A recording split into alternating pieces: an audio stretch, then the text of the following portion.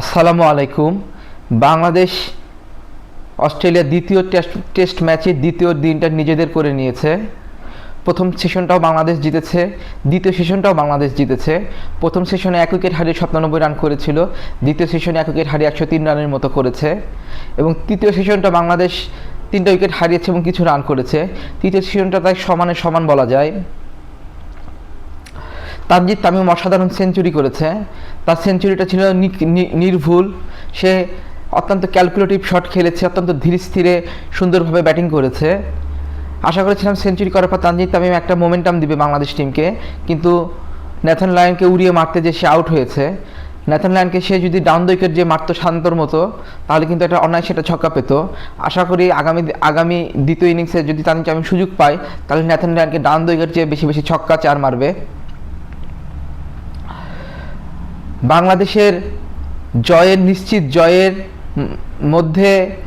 জয়ের মধ্যে এবং বর্তমান অবস্থার মধ্যে পার্থক্য ছিল হচ্ছে দ্বিতীয় নতুন বলটা কেমন খেলে সেটা। দ্বিতীয় নতুন বলটা বাংলাদেশ ভালো খেলতে পারেনি।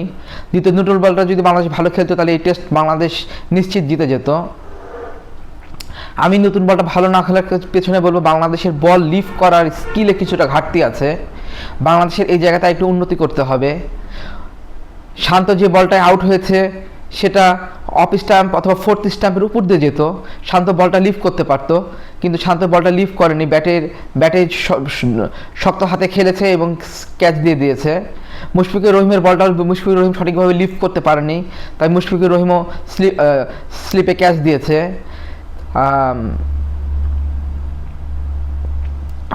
লিটন কুমার দাস বলটা অনায়াসে লিফট করতে পারত, কিন্তু লিটন কুমার দাস রানের খাতা খোলার আগেই স্টার্কের মতো একটা বোলারের বিরুদ্ধে এ ধরনের উইকেটে এই ধরনের একটা এক্সপেন্সিভ ড্রাইভ কেন করতে গেল, সেটা আমার বোধগম্য না।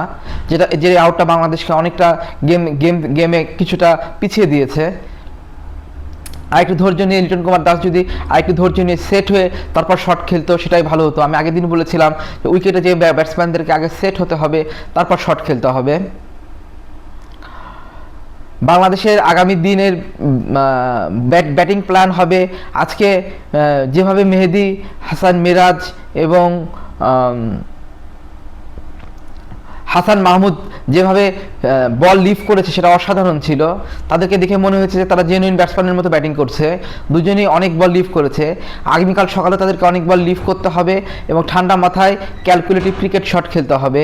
মেহেদী মিরাজের জোনটা স্কোয়ার অফ দ্য উইকেট খুব ভালো, ওই জোনটা অস্ট্রেলিয়া আটকে দিয়েছে এবং ওই লাইনে বলও বেশি করবে না। তাই মেহেদী হাসান মিরাজকে in front of the wicket, cover point, straight drive, এগুলো থেকে মনোযোগী হতে হবে এবং শর্ট বল যদি পায় পুলের কাটের, সেগুলি থেকে বাউন্ডারি আদায় করে নিতে হবে। আর বোলিং প্ল্যানটা যদি বলি, তাহলে হচ্ছে বোলিং প্ল্যানটা হওয়া উচিত, বাংলাদেশ যখন দ্বিতীয় ইনিংসে বোলিং করবে একদম টাইট লাইন এবং লেন্থ, ফোর্থ স্টাম্প এবং অফ স্টাম্পের লাইন লেন্থে বেশি বেশি বল করা।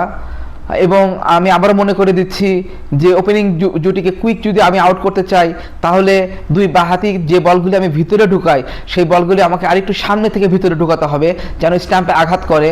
না হলে কিন্তু একটু পেছন থেকে যদি ভিতরে ঢুকাই, তাহলে স্টাম্পের উপর দিয়ে চলে যাবে। প্রথম ইনিংসে যে কারণে দুই ব্যাটসম্যান 47 রানে জুটি করতে পেরেছিল। তাই দ্বিতীয় ইনিংসে যেন তাদেরকে কুইক আউট করতে পারি, সে ব্যাপারে আমাদের বোলিং প্ল্যান নিয়ে চিন্তা ভাবনা করতে হবে। আর একটা কথা বলতে চাই বোলিং প্ল্যান নিয়ে, নতুন ব্যাটসম্যান যদি ক্রিজে আসে, তাকে অবশ্যই ফোর্থ স্টাম্প এবং অফ স্টাম্পে বেশি বেশি বল খেলাতে হবে, তাকে ব্যাটে বল খেলাতে হবে, তাহলে সে কট বিহাইন্ড হবে এবং অথবা এলবিডব্লিউ হবে অথবা বোল্ড হবে। আর তাকে যেন আমি ওয়াইড বল না করি, নতুন ব্যাটসম্যানকে যেন ওয়াইড বল করে উইকেটে সেট হওয়ার সুযোগ না দেয়, এই বিষয়টা আমি খেয়াল রাখার জন্য বাংলাদেশি বোলারদেরকে বিশেষভাবে অনুরোধ করছি। আজকের দিনটা বাংলাদেশের হয়ে থাকলো, কালকের দিনটাও যদি বাংলাদেশের হয়ে যায়, তাহলে এই টেস্ট ম্যাচ বাংলাদেশ ইনশাল্লাহ জিতবে। সেই শুভকামনা থাকলো বাংলাদেশ টিমকে। সবাইকে ধন্যবাদ। আল্লাহ হাফেজ।